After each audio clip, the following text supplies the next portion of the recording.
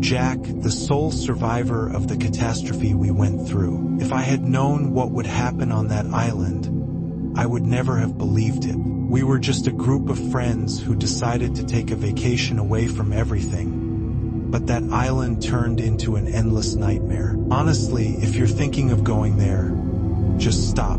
Listen to me carefully. At first, the island seemed beautiful, strange in its beauty, and the fog covered the horizon. We arrived on the island aboard a small boat on a stormy day. When the boat docked on the shore, the air was freezing cold, as if the sea showed no mercy. The surrounding forest was dark, as if it was hiding something behind its thick trees. Even the sea seemed as though the waves would never leave it, constantly whispering terrifying sounds at night. Sarah was the most enthusiastic to embark on this adventure. She loved dark, mysterious places. Mark, like all of us, tried to hide his fear, but it was clear in his eyes. Elizabeth laughed excessively, claiming that she could handle anything. Meanwhile, Thomas looked nervously at the forest, which seemed to make him uneasy from the start.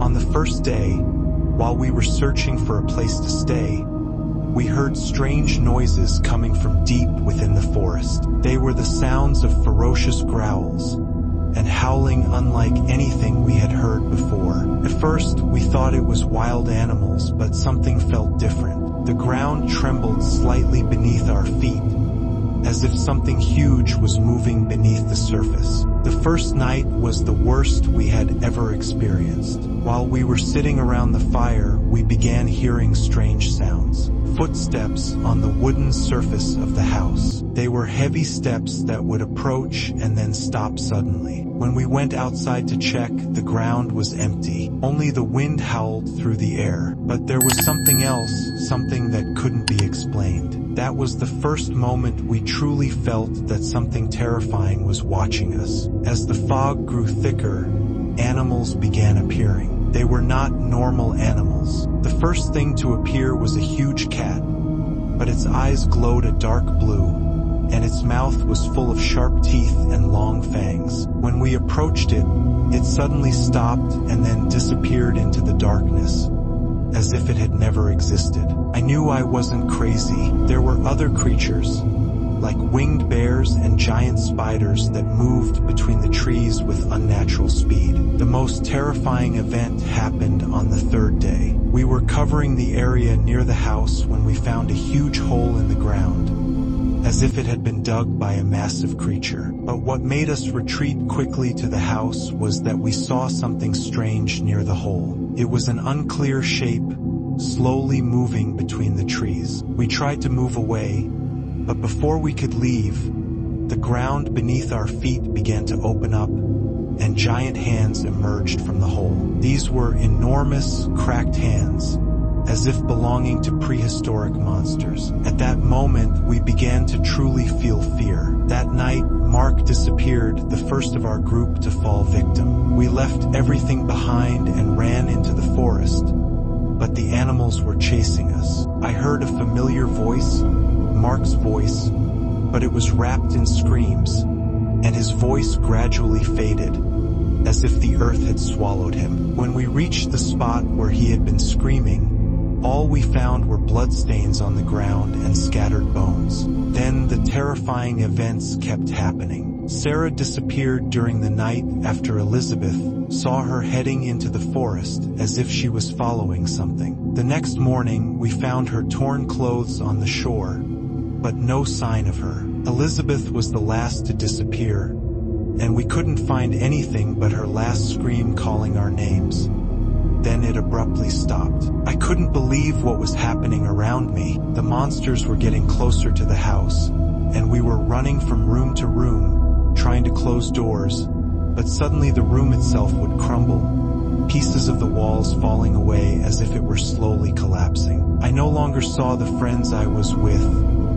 They were just ghosts. Their voices filled the rooms. I felt madness creeping into my mind, but there was something else chasing me, something I couldn't escape from. As I was in a state of delirium and terror, and as the storm intensified, I saw something small gleaming in the dark corners of the ruined house. It was a small boat, hidden under the snow cover that had started to blanket the island. At that moment, I knew this was my only chance to survive. Perhaps the boat was my last hope. I quickly jumped into the boat, grabbed the oars with my trembling hands, and tried to push it away from the dark shore. The sea was violently tossing it around, and the waves were striking with fury, but I was determined to escape. We continued to sail in the boat under the weight of the horrific storm, knowing that this might be the only escape from this hell.